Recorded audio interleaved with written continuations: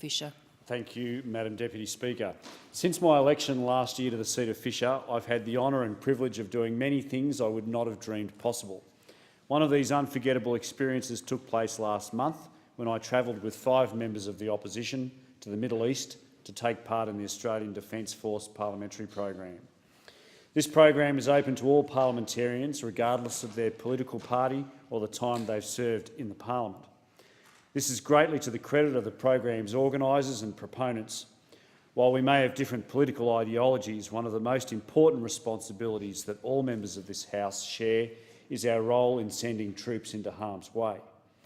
The less partisan our approach to this solemn duty, the better served the Australian people are likely to be. Our trip to the Middle East could not be called a VIP experience. We spent 8 days embedded with the men and women of the ADF. We ate with them, we slept in the same type of accommodation, we received the same death by PowerPoint briefings, we learned battlefield first aid, experienced battlefield scenarios firsthand and even fired a few shots down the range. It was truly a remarkable experience. In some ways, now more than ever, it is critical for parliamentarians to understand what the ADF are doing in the Middle East. While Australia was losing personnel in Afghanistan and Iraq, the media challenged us and kept our role at the forefront of Australia's consciousness. But since we have not had a death in the Middle East since Corporal Cameron Stewart Baird, VC, MG, on the 22nd of June 2013, the ADF's work has all but dropped off the radar. Sadly, it appears that the media are not interested in telling our troops' stories unless they are shrouded in Australian blood or there is some blame to be attributed. If my trip to Afghanistan and the broader region has taught me anything, it is that our ADF personnel in all 3 services, Army, Navy and Air Force, are doing a great job. From private to Joint Task Force Commander, they are all highly trained, dedicated and skilled at their roles. Each of them accepted the invitation to be there with pride and enthusiasm, and though many perform their roles through a 6 or even a 12-month tour, they are as unflinching in their dedication to the task at hand in their final days as they were on day 1. I'm pleased to report to the House that the spirit of the Anzac is alive and well in our current serving ADF personnel. When we think of our ADF personnel, we often think of strong, pumped, young men. Although there were certainly many of those, the women in today's ADF were just as impressive. Before deploying to Afghanistan from our Middle East base, I met a young woman who was an Army captain. She was an extremely engaging, bright and determined young lady. I think from memory she was 28, only 3 years older than my eldest daughter. She commanded the other men and women on the firing range with professionalism, dignity and respect, but there was never any doubt who was the boss. I also met a young private who was assigned to our protection detail whilst in Afghanistan when we went out past the wire. Her CO told me that she was a terrific soldier, at least as smart, fit and strong as any of her male counterparts. The young private beamed with pride when I told her what her boss had told me about her. Although the work performed by the ADF in the Middle East has dropped off the media spotlight, we must do more to remember the ongoing achievements of our men and women who are working in hot, difficult and, of course, dangerous conditions.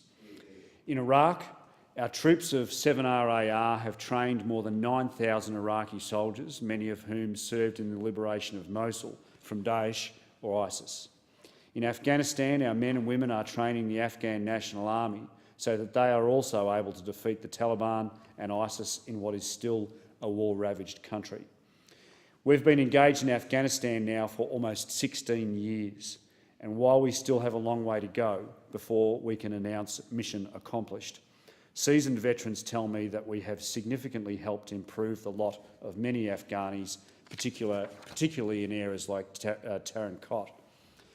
The Royal Australian Navy in the region serves vitally important roles in interdicting marine drug running and in anti-piracy missions. While we were in the Middle East, HMAS Arunta was completing its 9-month tour of duty which had intercepted and destroyed 1,310 kilos of illegal drugs with a street value of $186 million. These narcotics were no doubt bound for the West, and the proceeds of which would have been used to fund terrorism and/or international and organised crime.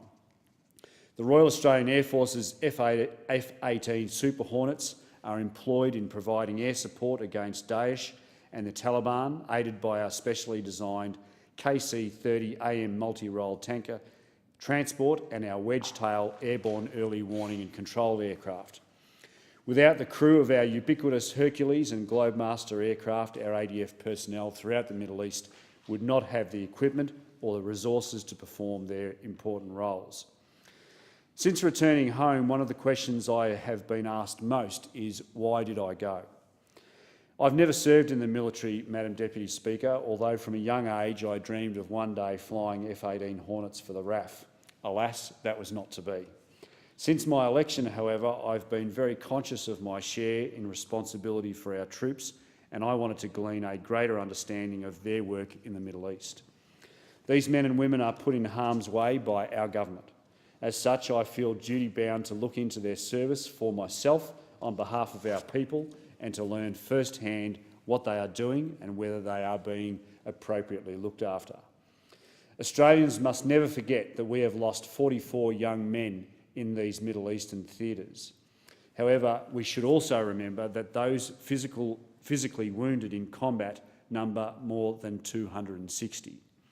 Many thousands more suffer mentally from the legacy of their service. For many of these personnel, their lives and that of their families will never be the same again. We have many veterans in my electorate of Fisher, and we as a government must ensure that they get the care and support that they need. My own next goal in this field is to secure funding for a PTSD program at the Thomson Institute. I look forward to working with the Minister for Veterans Affairs in the future to explore this avenue. My second reason for wanting to visit Afghanistan was to gain a greater understanding of our equipment needs and the opportunities for my electorate. I've spoken in this place before about the Fisher Defence Industry Initiative, which has seen 170 local small to medium-sized enterprises attend sessions on the coast to learn more about how they can win government defence contracts. I passionately believe that this government's unprecedented $200 billion defence investment represents an important opportunity for the Sunshine Coast.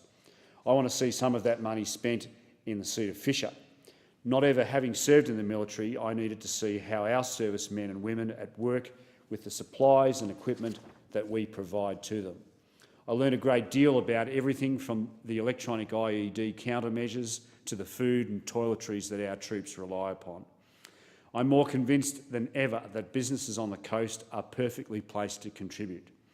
I congratulate the government for maintaining its focus on helping small and medium-sized regional businesses to get involved in defence sector. Before concluding, I want to thank just some of the many people who've ensured the success of the program. Major General John Fruin, Air Commodore Guy Wilson and Captain Gordon Andrew. Our escort officers, Major Erica Abend and Warrant Officer Class 2, Jeffrey Marshall. Our mentor, Major John Spencer, Colonel Mark Askoff, and our photographer, Corporal Sebastian Burek from Army News. Finally, my colleagues, the members for Whitlam, Batman, Oxley, Brand and Burt, who resisted the urge to try and indoctrinate me. We who sit in this place have a responsibility to ensure that we only send our men and women of the ADF into harm's way when it is absolutely necessary. When we do, we must insist that they are properly equipped with the best gear, and we must acknowledge that we have an enduring obligation to ensure that they are properly cared for in mind and body when they return home. I strongly encourage the government to maintain its focus on these duties and look for more that we could do to support our serving and retired members of the ADF. My experiences through the Australian Defence Force Parliamentary program have given me a new perspective on those responsibilities, and I would encourage all of my colleagues on all sides of the House to do likewise. Thank you. I thank the